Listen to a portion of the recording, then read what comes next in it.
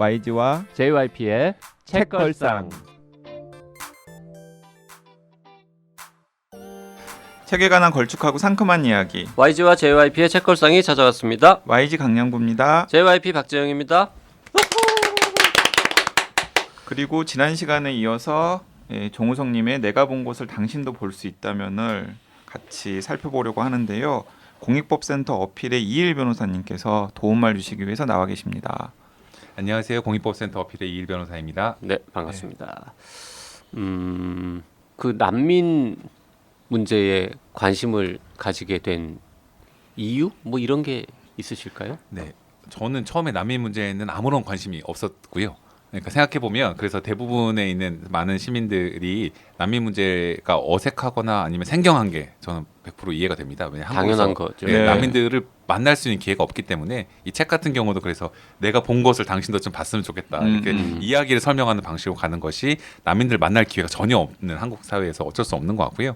근데 저는 그 공익 활동을 하는 전업으로 좀 변호사를 판사도 좀 아닌 것 같았고 검사도 좀 적절하지 않은 것 같았고 비즈니스 로이어도 안 맞는 것 같았고 조금 약간 인권 침해를 당한 사람들 직접 변호하는 일을 하면 좋겠다라는 생각을 했었는데 그 당시에 일을 했던 공익 변호사 전업 공익 변호사 단체가 세 군데가 있었고요. 그 세 군데 공감 희망법 어필이라는 네. 단체인데 그 중에 이제 제가 이것저것 돌아보다가 어필이 저하고 맞겠다 싶어서 어필에서 일을 하게 됐는데 그때 어필의 주된 일하는 맨데이트이 이제 난민이 있었던 거죠. 근데 그 당시에는 전 난민 전혀 몰랐기 때문에 난민은 한국 사회에서 인권 의제에서 한 33위 정도 될까? 별로 안 중요할 거다. 이게 뭐 이런 생각했던 거죠 그 당시에. 네, 그래서 막상 일을 해보기 시작했는데 일을 하고 난민들을 만나다 보니까 아 이게 어마어마한 일들이 좀 펼쳐져 있구나라는 걸 깨닫게 됐고 유엔 난민 기구가 한 2014년 5년 정도까지 열었던 매년 사진전 이름이 어떤 게 있었냐면 보이지 않는 사람들 이런 게 있었거든요. 그러니까 난민들이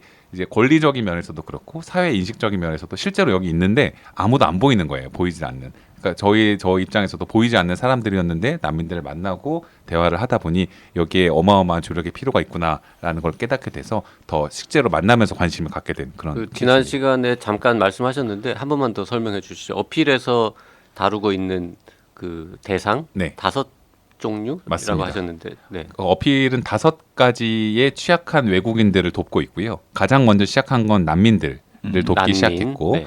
난민들 중에 많은 수가 외국인 보호소에 오랫동안 구금이 됩니다. 사실 그래서 의학적으로 정신의학적으로도 연구가 필요한 분야인데 외국인 보호소에 장기 구금되는 구금된 이주민들. 구금된 이주민이라고 이주민들. 부르는군요. 예. 네. 아까 어디에 구금돼 있다고? 외국인 보호소라고 있습니다.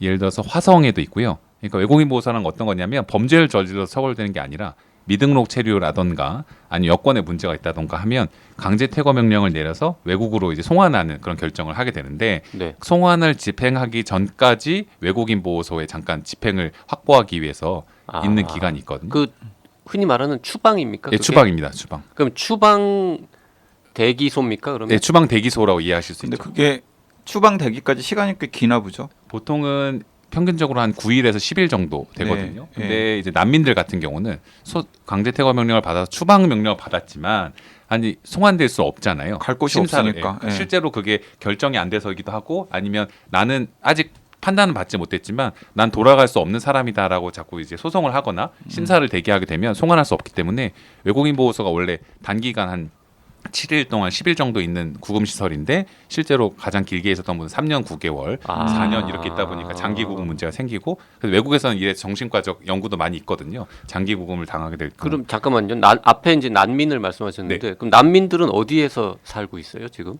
만약에 네. 네, 한국은 난민 캠프가 운영되는 나라는 아니기 때문에 네. 그냥 똑같죠. 외국인하고 똑같이 그냥 한국에서 다양한 곳에 그냥 흩어져서 주로 가족들, 친척들 이제 있는 지역 커뮤니티에서 사람들이 흩어져 그걸 살고 이제 있습니다. 정우성님 같은 경우는 그걸 도시 난민이라고 네. 이 책에서는 이제 언급을 하셨더라고요. 네. 난민은 크게 보면은 난민 캠프 같은 그런 곳에 있는 사람들하고 그냥 일반 커뮤니티 안에 들어와 있는 사람들하고 이렇게 나누는 겁니까? 네, 사람들이 어디에 살고 있느냐를 기준으로 나누면 그렇게 나눌 수 있죠. 그 난민 캠프는 공식적으로 없지만은 난민들이 좀 이렇게 서로 모여 사는 그런 곳은 없나요? 한국에 전혀? 한국에서는 예를 들어서 뭐 안산 같은 경우도 외국인분들이 많이 사시고 네. 아니면 뭐 평택에도 있고 의정부 이런 곳에도 많이 사시고요. 어떻게 생각하면 그런 거죠. 이제 한국 분들이 미국에 갔을 때 LA에 많이 모여 살았던 것처럼 친척들이 있거나 대화하거나 이야기가 말이 통할 수 있는 사람들 주변에 이렇게 모여 사는 경우들이 조금씩 있는데 그 동양 사람들이 있거나. 네, 그렇죠. 근데 숫자가 매우 적습니다. 그러니까 난민으로 이제 숫자 그래서 사실 어디 집결된 곳이 있다라고 보기는 좀 어렵죠. 자, 지금 난민, 그다음에 구금된 이주민, 그다음에 세 번째는 또 뭐라 그러셨죠? 무국적자라고 합니다. 무국적자는 또 어떤 이건 또 매우 생소한 개념이긴 한데 국적이 어느 나라에도 이 사람이 우리나라 국민이다라고 확인을 안 해주는 사람들이 있습니다. 어떤 경우에 그럴 수가 있어요? 예를 들어서 출생 신고 자체를 안 하는 겁니까? 출생 신고를 할 수 없는 경우도 있고요. 아니면 하지 않아서 있는 경우들도 있는 거죠. 예를 들어서 국내에서는 아동들 같은 경우에 외국인들이 한국에서 아이를 낳았을 때 예를 들어 난민 아동 같은 경우 어떤 경우가 생기냐면 자국 대사관에 가서 출생 신고를 할 수가 없잖아요. 그렇죠. 난민은 왜냐하면 예를 들어서 북한 사람이 탈북했는데 여권 문제가 생겨서 베이징에 있는 북한 대사관을 찾아간다. 이건 안 되는 거잖아요. 네, 밖에 네. 하는 주제이기 때문에. 그렇죠. 네. 그러니까 출생 신고를 사실상 할 수 없는 경우도 생기고 그다음에 그런 경우인데 이제 이것도 법제에 문제가 있지만 국내에서는 외국인들의 출생 신고를 받아서 관리를 하지 않거든요. 그렇죠. 그러다 보니까 공부상 이 사람들이 존재하지 않는 사람들이 되어 있기 때문에 보호가 취약해서 이분들에 대한 게 무국적자. 있습니다. 네 번째는요? 인신매매 피해자라고 합니다. 인신매매도 저희가 점점 확장되어가는 과정이었는데 역시 국내 그냥 인신매매 말고 국내에 있는 분들입니다. 아니 그러니까 외국인 외국인인데 외국인인데? 국내로 인신매매 예, 그렇죠. 해가지고 온 사람들인 그러니까 거죠. 내국인인데 뭐 네. 그런 경우는 요새 별로 없는 것 같긴 합니다만 네. 내국인인데 내국인에게 인신매매를 당해서 뭐 그런 피해자는 별로 없죠. 대상은 아닌 네, 거죠. 네. 외국인인데 한국으로 예. 인신매매를 당해서 네. 온 피해자. 네, 근데 그런 게 사실 통상적으로 생각하는 인신매매는 어떤 갑자기 봉고차에 누굴 실어서 네, 약간 네, 이런 갑자기 장기가 막 나오고 막 이런 네. 식의 이미 괴담들이 있는데 인신매매가 국제 규범으로는 팔레르모 의정사라는 게 좀 되어 있어서 약간 난민 협약과 비슷하게 좀 형성되어 있는 개념들이 있어요. 그래서 실제로 매매한다는 데 초점이 있다기보다는 특정을 착취한다라는 거에 대한 게 있거든요. 예를 들어서 사람을 착취하는 목적으로 사람을 이동시키는 건 인신매매라고 보통 정의를 하는데 노동 착취를 한다던가 네, 예를 들어 네. 국내에서 있는 어선원들 이주 노동자라든지 아. 외국인에 왔는데 알고 보니까 실제로는 여기서 일하려는 게 아니었는데 팔려나가서 갑자기 배를 타고 있고 배를 타다가 갑자기 착취당해서 사람들이 이제 뭐 바다에 빠져서 뭐 죽는다든가 맞아서 뭐 이런 일들이 네, 네. 어떤 다섯 번째는 뭐예요? 해외에 있는 한국 기업에 의한 인권 침해 피해자 이렇게 됩니다. 이건 좀 최근에 떠오르고 있는 한 10여 년 가운데 그러니까 예를 들어서 외국에 나간 우리나라 기업이 임금을 체불했다거나 맞습니다. 아니면 뭐 네, 노예노동 비슷한 수준의 네. 노동 탄압을 한다거나 네. 심지어는 무슨 개발을 위해서 맞습니다. 한 지역 아, 근데- 주민들을 그냥 다 쓸어버리고 뭐 등등등. 맞습니다. 그런 정확한 그런 네네네. 얘기예요. 라오스 댐이라든지 앞에 네 가지 네. 이 분들은 최소한 한국에 지금 계신 분들인데 예. 다섯 번째는 해외에 계신 분들이네요. 그러면 네, 맞습니다. 그러니까 저희들만 할 수 있는 일들은 아니고 이런 이 다섯 가지 카테고리가 주로 다양한 단체들이 연대 활동들을 하고 있거든요. 그러니까 다섯 번째 카테고리는 이제 현지에 있는 단체들이 이제 한국 기업을 제소를 하거나 그럴 때 어필해서 도움을 주거나 네, 뭐 그럴 수도 그런 있죠. 경우가 있겠군요. 현지에 있는 공익법센터 같은 데랑 또 혹은 콜라보레이션, NGO들, NGO들. 그렇게 해야겠군요. 콜라보를 할 수도 있고 아니면 한국 기업의 내고력이 너무 세기 때문에 음. 그런 게 현지에서 하기 어려우면 이제 한국에서 한국 단체들이 먼저 나서서 네. 한국 기업이 이런 문제가 있다는 걸 알린다던가 아니면 서플라이 체인이나 이런 연기금에서 돈 받아오는 것들을 중단해야 된다고 얘기를 한다던가 이런 식의 타격을 가하는 그런 거죠. 네. 제가 그 다섯 번째 카테고리 관련해서는 그 기자로 있을 때 대우 인터내셔널 네, 맞습니다. 이 네. 미얀마의 댐 건설하면서 네, 네, 네, 네. 현지에서 여러 가지 생기는 문제점들 관련해서 제가 기사도 쓰고 뭐 그런 적이 네. 있었거든요. 아, 접하신 적이 있을 것 같습니다. 저희 네트워크에 네, 네, 네. 있었을 것 같습니다. 자, 난민과 관련해 가지고 사람들이 흔히 가지고 있는 의문, 질문 같은 거를 이 책에서 정우성 님이 스스로 던지고 답을 하고 이런 거를 많이 하셨던데 그 중에서 이제 몇 개를 저희가 대신 좀 여쭤봐 드리면 예를 들어서 뭐 이런 그 중간에 작년에 그 제주도에 온 MN 난민들 때문에 굉장히 이슈가 많았었고 왜 웃어요? 자, 이번 방송 YG한테는 상당히 힘든 방송이 될 것 같습니다. 네, 네. 이일 변호사는 모르시겠지만 저 친구가 예 발음이 안 되거든요. 지금 저는 지금 어디 포인트였지? 약간 생각을 해봤는데 예, 알겠습니다. MN 보자마자 저 바로 웃었잖아요. 네. 그래서 계속 하세요. 네. 네, 그래서 그 제주도에 온 그 난민들 때문에 굉장히 작년에 이슈가 있었고 그때 지난 시간에 말씀드렸던 대로 정우선님께서도 상당히 이제 그 악플도 많이 달리고 비판도 많이 받으신 걸로 알고 있는데 제가 이 책을 보고 되게 놀랐던 게 뭐냐면 이 정우선님께서 그러면서 더 단단해지신 것 같더라고요. 맞습니다. 본인이 직접 공부를 막 더 하신 거죠.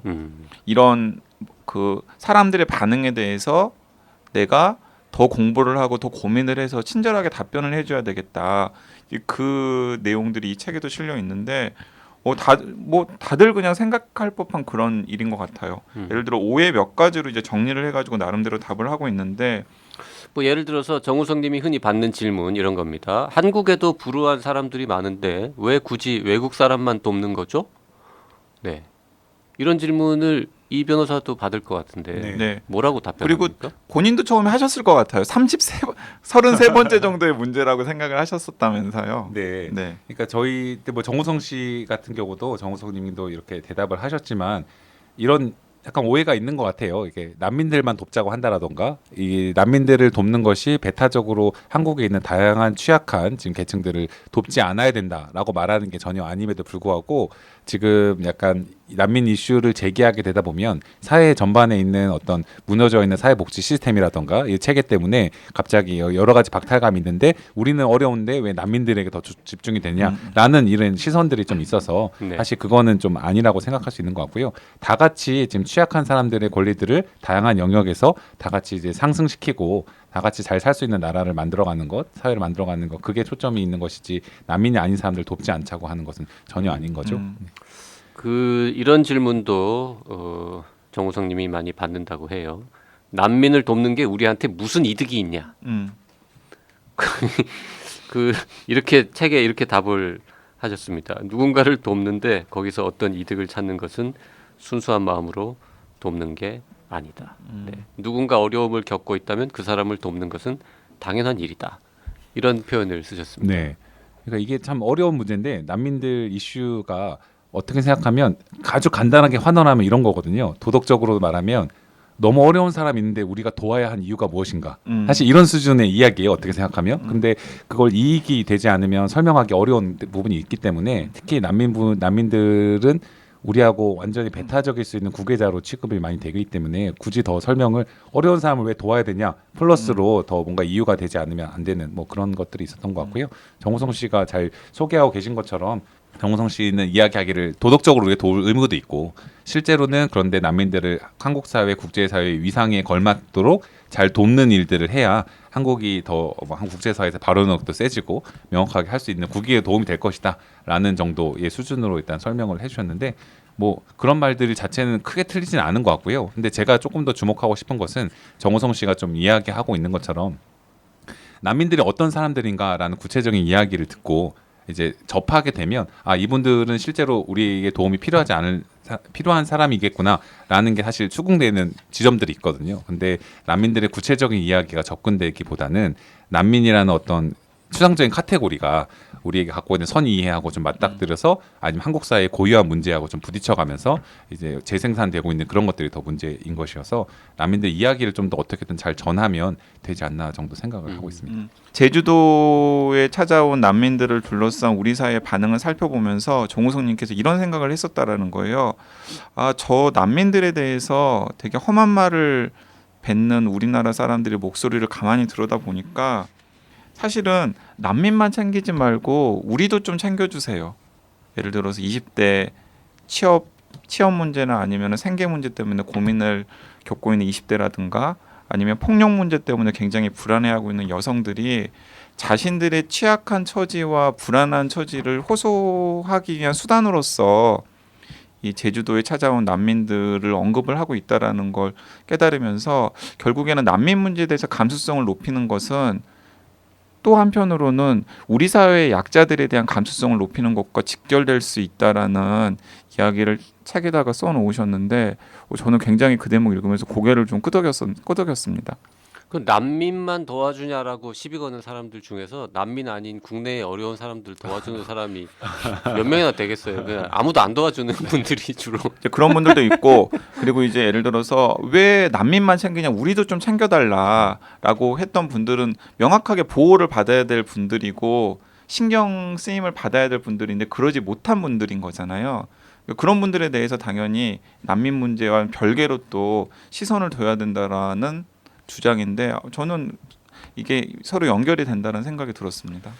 그 제주도에 온 예멘 난민 관련해 가지고도 굉장히 많은 지면을 할애해서 설명을 쭉 하시고 뭐 진실과 오해 이런 식으로도 설명하셨는데 그 난민 신청자들이 알고 보면은 브로커 통해서 취업하려고 온 가짜 난민이다 이런 주장에 대해서도 이렇게 아니다라고 설명을 하셨는데 정우성님을 대신해서 좀 답변을 해주시죠. 예를 들어서 예멘에서 오신 분들 같은 경우가 가짜 난민이라는 건 성립이 되지 않는 거죠. 왜냐하면 돌려가면 전쟁이 지금도 벌어지고 있고 다양한 인권 침해가 지금 20세기 후반에서의 가장 심각한 인도주의적 위기다라고 뭐 유엔 난민기구 대표가 언급할 정도의 지금 상황이 예멘에서 벌어지고 있기 때문에 가짜 난민이라는 수식어는 사실 옳지 않다고 생각되고요.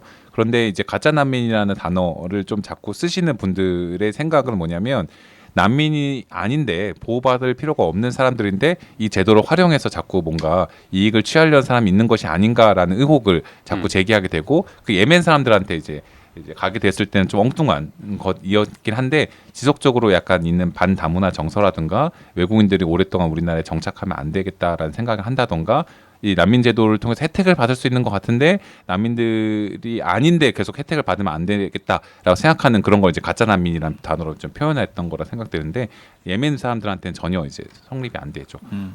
그 후원금 관련해서 잠깐 또 책에 나오는 이야기인데요. 저 놀랐어요. 네. 그 유엔 난민 기구도 분명히 이제 다른 유엔의 다른 나라들, 다른 기구들이나 뭐 유엔 자체도 그렇지만은 여러 나라들이 분담금 비슷한 거를 내서 운영이 될 거 아닙니까? 네. 한국이 몇 번째로 뭐 돈을 많이 낸다, 뭐 이런 통계는 혹시 갖고 정부 계세요? 차원에서의 분담금. 정부 차원에서의 분담금은 저도 정확하게는 잘 모르겠습니다. 정부 차원의 근데 제가 이해하고 있기로는 정부 차원의 분담금은 그렇게 크지는 엄청나게 크지는 않은데 한 10위 근처인가요? 몇 번지 클럽에 가입된 그런 게 있었었는데 그 전체 GDP의 뭐 순서랑 비슷한 수준으로는 난민기구에도 분담금을 내고 있나 봐요. 예, 꽤 어느 정도 내고 있고 그 대신 일본이나 다른 나라에 비해서는 많이 부족한 정도로 여기 지금 책에 나오는 내용이 우리나라가 유엔 난민기구에 내는 돈이 국민 1인당 38센트 그래서 2,200만 달러를 지금 내고 있다고 되어 있는데 일본은 1인당 1달러씩을 총 1억 5천만 달러를 내고 있다. 그러니까 정부끼리만 비교하면은 우리는 국력에 비해서 일본보다 훨씬 적게 낸다. 네. 그런데 또 한편으로 놀라운 사실이 또 있죠. 근데 한편으로는 저는 놀랐던 게 뭐냐면 이 유엔 난민기구에는 이렇게 정부 차원의 분담금 외에도 이제 개인들이 자발적으로 후원하는 후원금 제도를 운영을 하고 있나 봐요. 그런데 대한민국이 유엔 난민기구에 민간 후원금만 놓고 보면 세계에서 두 번째로 많은 나라. 이게 어떻게 이럴 수가 있어요? 그러니까요. 그러니까 근데 또 상대적으로 기업의 후원금은 부족한 편이래요. 그러니까 기업은 별로 안 내고 정부도 그냥 겨우 면피 수준으로 내는데 네. 민간인들 개인들이 내는 거는 세계에서 두 번째로 많다. 그리고 더 놀라운 건 뭐냐면 작년에 저도 질문 굉장히 많이 받았거든요. 강연 같은 게 가면은 강량구 기자님은 지금 제주도 난민 사태에 대해서 어떻게 생각하세요? 라는 질문을 받아서 저는 그렇게 많이 고민을 안 했기 때문에 저도 잘 모르겠습니다만 같이 한번 고민해 보죠라는 정도로 했는데 그 사태를 계기로 해서 오히려 민간 후원금이 더 늘었대요. 오. 그러니까 막 인터넷 댓글이나 이런 데서는 욕하는 사람들이 많았는데 정작 이제 묵묵히 저런 식으로 가면 안 되지 하는 사람들은 내가 뭔가 이 난민 문제에 대해서 좀 긍정적으로 기여할 일 없나 하다가 후원금을 더 늘렸다는 거죠. 1위가 스페인이라는 것도 약간 또 네, 북유럽이나 의외이기는 이런 한데. 나라들이 아니라. 네. 우리나라 사람 국민들은 어떻게 알고 유엔 난민기구에 이렇게 후원금을 많이 내고 있는 거예요? 유엔 난민기구의 후원금 추이를 사실 이제 제가 분석했던 것은 아니기 때문에 네. 근데 내부적으로 저희가 이해하고 듣기로는 정우성 친선대사 역할도 꽤 크다고 이해하고 있고요. 예, 들어와서 조금 더 사람들이 이해하기도 쉬워지고 좀 난민 이슈에 후원하는 것도 좀 더 용이해졌다라는 정도는 듣고 있고 중요한 역할을 다양한 역할을 하고 계시죠. 네. 그리고 이제 사진도 되게 많은데 참 놀라운 사진들 많습니다. 예를 들어서 이런 표현이 있습니다. 끊임없이 이어진 판잣집으로 이루어진 인구 100만의 도시를 상상할 수 있는가? 야, 그 진짜 근데 이분들을 도와야 된다 뭐 인도주의 뭐 등등 여러 가지 이야기들에 공감을 하면서도 가난은 뭐 임금님도 해결 못한다 이런 얘기가 있는데 이 기약 없는 막 이 100만 명 심지어 세계적으로 보면 3천만 명 뭐 7천만 명 이렇게 얘기하는 분들을 우리 인류가 힘을 모으면은 뭔가 좀 해결할 수 있는 방법 이게 있기는 있는 겁니까? 가능한 거예요? 너무 어려운 문제는 우리가 그냥 포기하고 외면해 버리기 쉽잖아요. 그러니까 뭐 이게 인류의 역사상 모든 불의를 다 해결할 수 있나 거의 그 수준의 문제이긴 그러니까, 한데 네. 난민 문제가 생겨난 거에 좀 더 전국 그러니까 유엔 난민기구라던가 난민들을 직접 지원하는 곳들의 저희들 같은 단체들의 사실 아쉬움은 근본적인 원인을 사실 해결하지는 못하는 거죠. 예를 들어서 전쟁을 중단시키라던가 아니면 로힝야 뭐 난민들과 같은 상태에서의 서로의 어떤 분쟁들을 막거나 아니면 거기서 직접적인 인권 침해를 중단시키거나 이런 것을 직접적으로 하지는 잘 못하는 상태에서 후속적으로 발생한 사람들의 인권 침해를 막는 일들이 있기 때문에 사실 또 근본적인 해결을 위해서는 전자 후자가 두 개 다 같이 가야 된다라는 게 가능한 것 같고요. 근데 저희가 실제로는 할 수 있다라는 이제 목적을 갖고 있는 거죠. 예산적인 면에서나 아니면 난민들을 이 기본적으로 버든이거나 짐인 것만은 아니고 난민들이 같이 정착해서 살아갔을 때에 사회가 얻을 수 있는 대단한 유익도 있고 이분들의 다양성이라던가 기여할 수 있는 부분들이 있다라는 것도 같이 갖고 가면서 한다라는 건데 이제 국제 관계가 상당히 냉혹하기 때문에 실제로 이걸 공평하게 한꺼번에 다 책임을 분담한다라던가 이런 것들은 잘 되지 않는 경우가 많고 그래서 실제로 난민들이 가장 많이 있는 곳들도 언론에서 막상 보면 유럽으로 간다라던가 1세기로 많이 난민들이 가고 있는 것 같지만 대부분 엄격하게 국경을 걸어잠고 있어서 그쪽으로 가지는 못하고 난민이 발생한 나라 인접국에 거의 맞아요. 머물러 있는 네. 그게 사실 문제입니다. 그래서 좀 터키, 레바논 이렇게 간지 있다 보다 보니까 실제로 난민 이슈에 대해서 목소리를 높이고 도덕적인 국가 간의 책임 우리가 어떻게 될 것인가 얘기는 하고 있지만 실제 대부분의 책임들은 더 가난하거나 실제로 잘 지원하지 못하는 나라들에 머물러 있는 경우들이 많아서 이걸 어떻게 하면 좀 더 잘 분배할 수 있을 것인가가 요즘 새롭게 논의가 되고 있고 작년에 뭐 언급되었던 뭐 글로벌 컴팩트 포 레퓨지 같은가 국제 난민 협정, 이주 협정 이런 것들을 맺어서 책임 분담을 공유로 어떤 잘 한번 나눠보자라는 논의가 되고 있는데 이제 강제성이 있는 것들은 아니다 보니까 앞으로 어떻게 진행될지를 좀 봐야 되는 거죠.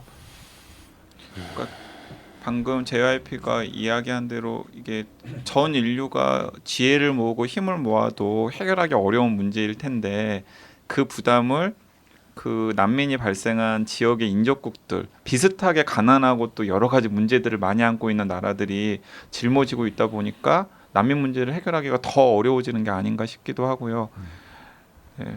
저희는 그래서 약간 저희들은 같은 단체들은 한국에 와 있는 난민들, 그러니까 이슈들을 난민이 저편에 있는 난민들의 문제가 아니라 지금 우리와 같이 살고 있는 사람들의 문제다라고 초점을 갖고 이제 일을 돕고 있는데 약간 그런 한계는 아까 말씀드린 것처럼 있는 거죠. 이제 배가 가라앉는데 사람들이 막 뛰어나온단 말입니다. 그러면 저희가 하는 건 배가 가라앉지 못하는 일은 쉽게는 하지는 못하고 뛰어나온 사람들 중에 일부에게 구명보트를 던져서 사람들이 뭇까지 올 수 있도록 도착하게 하는데 그중에 실패도 많이 하고 어떤 사람들은 가라앉기도 하고 다 도착하지 못하고 있는 근본적인 한계는 갖고 있지만 그럼에도 불구하고 사람들이 계속해서 뛰쳐나오고 다른 방법은 없기 때문에 최선을 다해서 사람들 돕고 뭇까지 오게 하는 그런 역할들을 하고 있는 거거든요.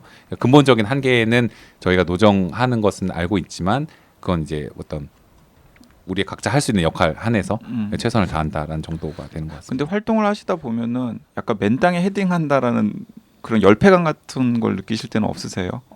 그렇죠. 저희들은 한국에서는 가장 어려웠던 것이 작년 같은 경우에 그 전까지는 주로 정부하고 싸웠던 문제들이 대부분이거든요. 네. 한국이 동북아시아가 다 그런 것처럼 일본도 그렇지만 난민 정이 너무 낮고 어떤 다른 민족, 다른 문화와 이제 어떤 될 수 있는 같이 공존할 수 있는 계기가 별로 없는 단일성이 너무 강력하게 지배하기 때문에 정부하고 이제 줄다리기를 매우 싸우는 일들이 주로였고 그때도 물론 힘들고 어려운 것도 많이 겪었었는데 사실 작년에 예멘 난민들과 관련된 이슈를 대하면서 이렇게 어떤 난민들이라던가 타자에 대한 반감이 생각보다 강력했구나라는 네. 걸 깨닫게 됐을 때 조금 더 맨땅에 헤딩하는 느낌을 받았던 것 같고요. 근데 아까 기자님 말씀하신 것처럼 그 정호성 씨가 언급했던 그런 부분들 한국 사회의 문제가 좀 보여지게 되는 그런 징표다라는 네. 거에 저도 많이 이해를 하게 된 것 같아요. 예를 들어서 독일에서는 그런 이야기가 있거든요. 독일에서는 예를 들어서 2015년에 100만 명씩 난민들이 들어왔습니다. 그러면 이제 사회학자들이 연구를 하기를 거기서도 언급을 하는데 난민들이나 이주민들은 그 기존의 사회가 갖고 있던 기존의 불안을 대리하는 대리자다 이런 표현이 있더라고요. 그러니까 난민들이 직접 문제인 것은 아니라 자꾸 그 사회가 이미 갖고 있는 문제를 이 사람들 때문이다라고 생각하게 만드는 그런 기제가 작동을 하는 거죠. 예를 들어서 한국에서도 그랬던 것 같은데 예멘 난민들이 왔을 때 처음에 막 난민들에서 이렇게 염려를 했던 부분들의 초창기에 어떤 게 있었냐면 맘카페 들이 있었어요. 맘카페들이 지금 제주도 한 달 살이를 끊었는데 제주도 한 달 살이 지금 위험해서 못 가는 거 아니냐 이런 이야기가 있는 거예요. 어떻게 생각하면 약간 지금 생각하면 해프닝이긴 한데 이게 뭔가 난민 혐오라고 이렇게 쉽게 할 것은 아니고 저희가 생각하기에는 여성의 안전이라는 문제가 한국 사회에서 이제 분명히 중요한 이슈가 되고 있고 그러면 이제 그런 상황에서 혹시 난민 때문에 더 위험한 거 아니야? 이렇게 되는 것고 갑자기 난민들이 일자리를 뺏거나 이렇게 할 수 있는 건 전혀 아닌데 난민들을 돕다 보면 우리의 청년 실업 문제도 해결 안 되고 이런 식의 문제가 자꾸 되고 있기 때문에 그 사회가 갖고 있는 기존의 문제들을 타자들이 자꾸 떠안거나 대리하는 형태로 사고하게 되는 경우도 있고 이걸 또 정치인들 일부 이용하기도 하고 예를 들어 트럼프 같은 경우가 미국 사회에 그대로 문제가 있는데 알고 보니 숫자는 별로 바꾼 것이 없지만 남미에서 올라온 난민들 때문에 우리나라 문제가 있어서 보더를 어떻게든 강력하게 해야 된다라고 한다라던가 아니면 2차 세계대전 때 알고 보면 독일에 그냥 문제였는데 유대인 때문에 무슨 문제가 생긴다고 징표한다던가 이렇게 사고하는 게 건강하지 않은데 자동으로 돌아가게 되는 어떤 그런 인간의 내면의식 구조가 있는 것 같고요. 이걸 근데 정치인들이 활용하거나 이러면 안 되는데 그런 부분이 생각보다 작년에 강력히 발현된 것에 좀 맨땅에 헤딩되는 느낌을 받았지만 긍정적인 부분도 난민들이 이제 보이고 우리나라 사회에 있다라는 걸 사람들이 많이 깨닫게 되었기 때문에 더 많이 연대하려는 목소리도 더 생기고 있고 좋은 대화가 되어가는 그런 시점이 아니었나 생각합니다. 우리 모두가 난민의 후손이다. 뭐 이런 네. 표현도 썼습니다. 그리고 6.25, 언제든지 난민이 또 될 수 있는 사람이다. 그러니까요. 전쟁 때문에 600만 명이 넘는 피난민이 발생했는데 이게 지금 UN 기준에 국내 실향민에 정확히 부합한다. 그리고 뭐 더 멀리는 일제의 국권 침탈로 나라를 잃었던 당시에는 우리 민족 모두가 난민이고 특히 독립운동가들은 해외에서 진짜 난민으로 독립운동을 했던 사람들이다. 그 뭐 이런 이야기들 들으면서 그래 우리가 완전히 그냥 남의 일이라고 하기에는 왠지 마음 한구석이 불편한 이런 이슈인 것 같긴 합니다. 그리고 제가 또 인상 깊게 본 거는 맨 마지막에 이제 홍세화 작가라고 해야 될까요? 이분이 이제 그 글을 한 편 쓰셨는데 난민 관련 업무가 프랑스에서는 외무부 소관인데 한국에서는 법무부 소관이다. 이게 무슨 차이가 있는 것이냐? 난민 관련 업무의 기본 목적이 난민 보호이냐 출입국 관리나 통제에 있느냐 그 차이다. 그러고 보니까 우리나라는 난민 문제는 법무부 소관인 거죠. 그리고 본인은 한국을 찾아온 난민들과 비교했을 때 프랑스에서 난민 지위 신청을 20년간 난민이셨잖아요. 네, 이분은. 20년간. 네. 그러니까 자기는 굉장히 운이 좋았다고 뭐 그런 얘기도 하셨는데 여러 가지 생각이 들었습니다. 네. 자, 저희가 오늘 읽어본 내가 본 것을 당신도 볼 수 있다면 이라는 책의 인쇄 전액은 유엔 난민 기구에 기부됩니다. 네. 책도 많이 사주시면 좋을 것 같고요. 그 다음에 책값보다 좀 비싸긴 하겠지만 이 공익법센터 어필, 네. 거기 가서 정기 후원 같은 거 한번 하시면 뭐 정기 후원 많이들 하세요. 하시는 분들이 그 정기 후원을 계속하는 이유 사실 저도 뭐 좀 비슷한데 왜냐하면 한 달에 한 번씩 내가 착한 일을 하고 있구나라는 느낌이 들어서 살짝 기분이 좋아집니다. 이렇게 통장에 이렇게 돈 빠져나가는 것을 보면. 그래서 아직까지 그런 경험을 못 해보셨거나 아니면은 한 달에 한 번만 느끼시는 분들은 날짜 다르게 해가지고 공익법센터 어필 같은데 또 한 달에 얼마씩이라도 이렇게 돈을 내면은 그때마다 또 생각하는 거죠. 아, 난민 문제가 있었지. 뭐. 그리고 또 그렇게 하면은 어떤 또 긍정적인 면이 생기냐면은 관심이 가요. 그럼 자기가 돈 낸 곳에는 관심이 가거든요. 네. 예를 들어서 난민 문제 같은 경우가 기사가 나면은 한 번 더 쳐다보게 되고 거기서 또 굉장히 또 우연치 않게 이 공익법센터 어필의 이일 변호사님 같은 분들이 코멘테이터로 나오거나 아니 뭐 활동을 하시는 것을 보이면은 괜히 뿌듯해지고 아 나도 좀 세상을 약간 좋은 방향으로 바꾸는데 기여하고 있구나라는 생각을 하게 되니까 저도 오늘 바로 동참을 할 예정이고 애청자분들께서도 동참을 해주셨으면 좋겠습니다. 그 이일 변호사는 앞으로 계획은 어떻게 됩니까? 네, 앞으로도 지금 특별한 일이 없는 한 난민 문제나 이런 문제 특별히 해결이 완벽히 되기는 오래 걸리기 때문에 어필해서 계속 일을 할 계획. 저희가 뭔가 이 과문해가지고 난민 문제와 관련해서 진짜 꼭 던져야 하는데 안 던진 질문 있으면 스스로 좀 질문 겸 답변을 해서 멘트를 좀 제가 던져주시죠. 뭐 크루징 비슷하게 제 말씀을 드린다면 저는 여기 저 정우성 친선대사님의 책 너무 좋은 것 같고요. 일단 읽어보시는 것 자체가 도움이 되고 근데 이 문제가 주로 우리나라 바깥에 있는 난민들에 초점이 많이 되어 있기 때문에 실제로 저희들의 초점은 난민들이 우리 곁에 있는 사람들이라는 걸 자꾸 알리는 게 중요하다는 생각이 듭니다. 이미 한국에 난민 신청을 94년부터 해와서 했던 분이 한 5만여 명 정도. 근데 난민 지위를 인정받은 사람이 900여 명, 인도적 체류 지위를 받은 사람이 2천여 명 돼서 사실 3천 명 언저리 되는 분들은 이미 한국에서 난민 지위를 얻어 살고 있거든요. 근데 문제는 뭐냐면 난민들을 만나거나 볼 경우가 별로 없기 때문에 이런 간접적인 경험이 되게 중요하다고 생각이 들고 이 책 챕터 맨 뒤에 보면 그 이란 중학생 친구 민혁군 이야기가 나오는데 그 이슈가 사실 좀 뉴스에 강력하게 몇 번 이제 뭐 아버지 이야기 포함해서 보도가 많이 되었지만 그 초점에서 되게 중요한 게 저는 있다고 생각되는데요. 이 친구를 열심히 도왔던 게 그 같은 반 친구들입니다. 그러니까 난민지위 인정받는데 근데 이 친구들과 인터뷰를 하거나 대화를 나눠보면 이거 친구 일이니까 당연히 돕는 게 너무 당연했다라는 거예요. 근데 그래서 어떤 게 있냐면 한국에서는 예를 들어 미국에서 처음에 트럼프 대통령 처음 들어왔을 때 무슬림 밴이라고 해서 7개 국가들 사람들 못 들어오게 막았거든요. 공항에서. 그러다 보니까 어떤 일이 생겼냐면 그 미국 사람들이 와갖고 갑자기 이제 시위를 하면서 공항에서 왜 우리 이 사람들 못 들어오게 막냐라고 했는데 그 난민 문제가 다른 먼 이야기가 아니고 같은 친구 이야기라던가 아니면 같은 직장에서 일하는 동료 이야기라던가 선후배라던가 지역에서 만나는 이웃 주민의 이야기였던가 그런 관계 속으로 들어가 있는 거예요.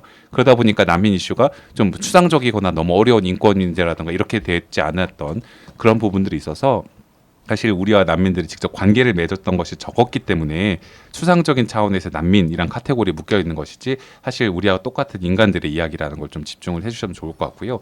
여기서 하나 추가적인 홍보를 하나 드리자면 어필 같은 이제 인권단체들 후원해 주시는 거 저희 너무 감사하고 근데 그 플러스 알파로 저희가 운영하고 있는 유튜브 채널이 있습니다. 그래서 지금 3년째 숫자는 매우 적지만 난민들의 저희들 활동 이야기라던가 아니면 한국에 이미 살고 있는 난민들의 이야기를 되게 다채로운 방식으로 저희가 유튜브에 올리고 있는데 공익법센터 유튜브 공익법센터 어필 유튜브 채널 들어와서 구독을 해주시고 좋아요를 눌러주시고 난민들 이야기를 좀 들어주시면 예를 들어 저희가 역점을 두고 했던 것 중에 하나가 한국을 찾은 난민 여성 이야기들이 있거든요. 지금 9개 정도 올라왔는데 네일 아트를 하면서 얼굴이 못 나오기 때문에 난민들이 어떻게 한국에 왔고 한국에서 어떻게 지내고 있는지 이야기를 들을 수 있습니다. 사실 책도 좋고 다양한 방법이 있지만 난민들의 목소리를 직접 들어볼 수 있는 계기가 있기 때문에 많이 구독해 주시고 관심을 가져주시면 그리고 더 마음이 동할 때 어필 정기 후원도 해주시면 너무 좋을 것 같습니다. 제가 이 내가 본 곳을 당신도 볼 수 있다면과 같이 읽을 법한 난민 관련 책들이 몇 권 있어가지고 찾아왔는데 방금 이일 변호사님 말씀하시니까 이 한국에 온 난민들의 이야기들을 취재해가지고 약간 소설이나 혹은 수기 형식으로 형상한 책이 2권이 있더라고요. 조금 된 책으로는 내 이름은 욤비라고 하는 책이 있는데 욘비? 네, 욤비 토나 씨가 이제 콩고 민주공화국에서 정부의 박해를 피해서 한국에 와서 난민 신청을 한 다음에 운이 좋게 이제 난민 신청이 받아들여지신 분이에요.